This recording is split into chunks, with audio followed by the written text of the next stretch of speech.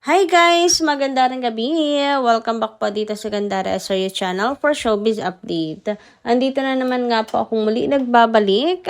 Ang nagmamaganda ninyo katsismosang Kim Pao, wala na nga pong iba. Ang lokareta si Gandara SRU upang maghatid sa inyo ng latest update and fresh happenings patungkol kina Kim Chiu and Paolo Avellino. And para nga sa gabing ito ang tatalakayin natin at pag-uusapan ay mayroon nga pong kinalaman dito sa pagsusugal ng management syempre kina Kim and Paolo. At the same time, tungkol nga po rito sa nakakakilig nating natuklasan kina Kim and Paolo ngayong hapon lang. Pero bago po ang lahat, sa mga di pa nakaka-subscribe sa ating channel, maaari lamang na pindutin po ninyo ang subscribe button natin at notification bell na nariyan sa baba upang kayo po yung maging updated at ma-notify tuwing may bago tayong chika at balita hinggil sa Kim Pao. Basta mga balita na may kinalaman kina Kim Chiu and Paolo Avellino, sagot na nga po natin yan. And nais rin po pala natin magpasalamat sa ating mga ka-KP na nakatutok po at nakaantabay sa atin pong mga updates gabi-gabi. Maraming salamat po sa inyo at narito nga't may ilan ako napiling basahing comment para pag-usapan po natin at mabigyan ng tinig ang inyo pong mga salobin at reaksyon hinggil sa mga nangyayari ngayon sa Kim Pao. So, narito nga po ang first commenter natin ngayong gabi. Mula po kay Ma'am Mila Borja. Shout out po sa inyo. Sabi niya, Ma'am Gandara, hindi ba nahiya si Gerald sa ginawa niya kay Kim? Akala niya, sisikat siya. Ang hindi niya alam na sisikat pa si Kim kaysa sa kanya. Mabait si Kim na may tao na gustong lumigaw kay Kim. May lakas loob pa si Gerald na bumalik pa.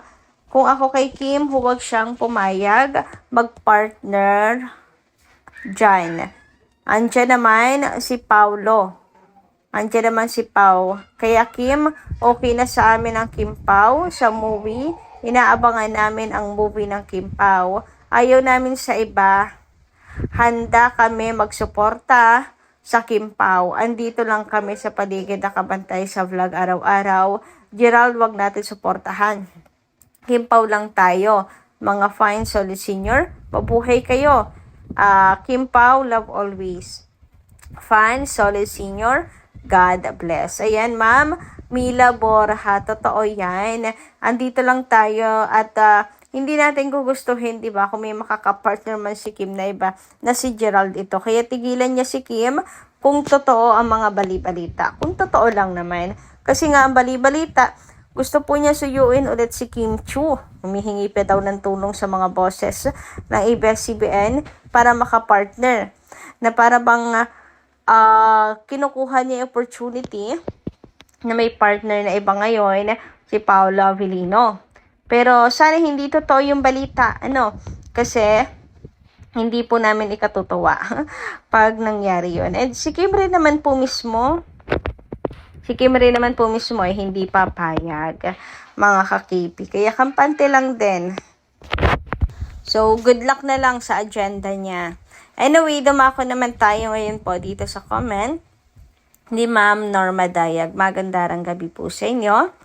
Ma'am Gandara, kanya-kanya sila ng panahon. Gandara, si Judy Ann, who was once a favorite artist during her younger years. Love her acting also. She was one of my favorite female artists, so with her hubby, Ryan Agoncillo. God bless them all. Gandara, funny caption, how true is this? Legit ba to, Gandara? There is a basher who blogs that Kimi went home to Paris. Sana'y legit ito para mapanood na namin siya sa Showtime. At may sinabi pa itong vlogger na aalisin si Kimi sa Showtime. How true are these, Gandara? Confused na kami. We missed Kimi so much at sana'y nandyan siya sa Showtime bukas Monday. God bless us all. So, 2KP. Ma'am Norma Dayag, sino na naman po pinanood din nyo? Ayan, ako confused na naman tuloy kayo. At wag po ako ang tanongin nyo, madam, do sa nag-vlog, do'n po kayo magtanong. Sabihin niyo, "Totoo ba 'yang balita niyo na tatanggalin na si Kim sa Showtime?" Baka sagutin kayo, Ma'am Norma Dayag. Kasi ako, wala akong masasagot diyan dahil wala naman pong ganyang balita, madam. 'Di ba? Bakit po nila aalisin si Kim sa Showtime? Wala naman pong ginawang masama si Kim. Wala naman siyang foul na ginawa. Yung kanya naman pong pag-alis-alis, yan po ay may po sa management, may approval. So, bakit kinakailangan at bakit may ganyang balita na aalisin? Pati ako, ma'am, tatanungin ko na rin kayo, bakit aalisin si Kimi sa Showtime? Huwag kayong ma-confuse, lalo na kung wala naman kayo nakikitang dahilan, Ma'am Norma Dayag, 'di ba? Pag wala kayo nakikitang dahilan kung bakit tatanggalin si Kim, fake news, ibig sabihin, madam. Si Ann nga halos 1 taon pong absent, pero hindi naman po nawala sa Showtime kasi wala naman po siyang ginagawang masama. So, sige pa po kaya na halos kung may 3 oras man siya bakanting oras, ipapasok pa po niya yan, mga ka-KP. Ganyan po siya kasipag. Kaya wala po ako nakikitang dahilan. At tungkol naman po kay Miss Judy Ann, yes, marami pong humahanga po sa kanya at may kanya-kanya pong panahon. So, tapos na po yung kanya at panahon naman po ngayon ni Kim Chiu, kaya wala pong problema kung natalbugan po siya ngayon ni Kimi. Kanya-kanyang timeline po yan.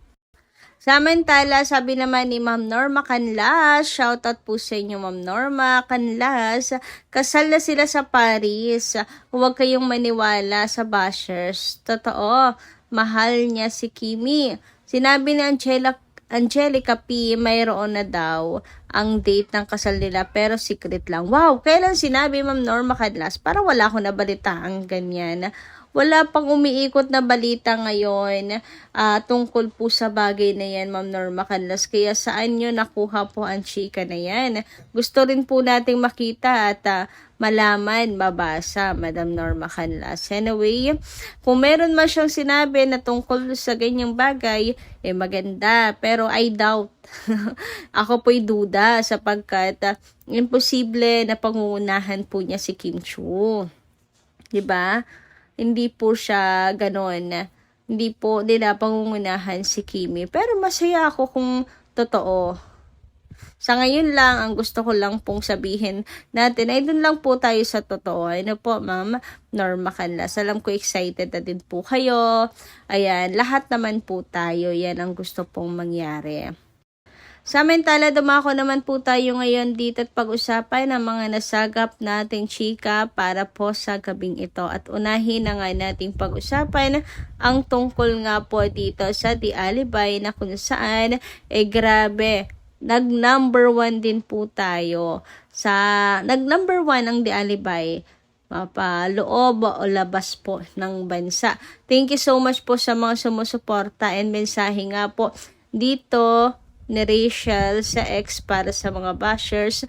Late make it simple. The management will not gamble to put The Alibay on primetime slot for nothing. Say all you want, but The Alibay is a successful series from Prime to I Want and now on first slot sa Free TV. Says a lot. You guys keep on winning. While TA will keep winning. Hashtag Kim Pao. Thank you so much. Ang ganda nito, no, para sa mga bashes. Isang malaking pangsampal po natin sa kanila. Sige, tahol lang kayo dyan ng tahol. Samantalang ang Kim Pao po ay patuloy na mamayagpag. Totoo naman po, ang pagsugal pa lang po ng management sa Kim Pao at ilagay sila sa first lot ay hindi na natin kailangan pa mag-talk. Isang blessing, isang patunay, at isang pagkapanalo na natin yon, mga ka-KP. Hindi na natin kailangan pang makipagsabayan ng tahol sa mga walang utak po na bashers. Hindi naman sila susugal sa Kim Pao kung hindi sila nagtitiwala dito. Anyway, dumako naman po tayo dito sa atin pong natuklasan sa X po ngayong hapong ito. Meron pong nag-share at nakapansin nga po sa mga typings, sa mga post nila Kim and Paolo, pagkakapareho. Nung nakaraan, may suspetsya na po tayo na baka si Kim po ang humahawak na account ni Paolo Avellino kasi hindi naman po pala emoji si Paolo, pero bawat post niya tad ng emoji. And ngayon, may pagkakapareho na nga mga ka-KP. Paano ba yan? Winning is winning. Hanggang emoji ba naman?